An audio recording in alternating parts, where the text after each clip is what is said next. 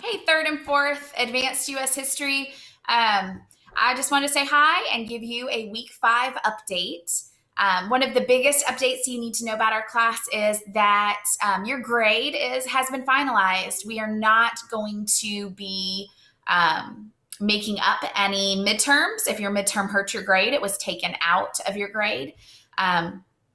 But you do have the opportunity to score some bonus points, and that's what your weekly lesson plans are. All the bonus material is due by May 18th. You can do as much or as little as you would like to get some bonus points added to your final grade. If you do none of it, then your final grade will be what it shows in Infinite Campus right now.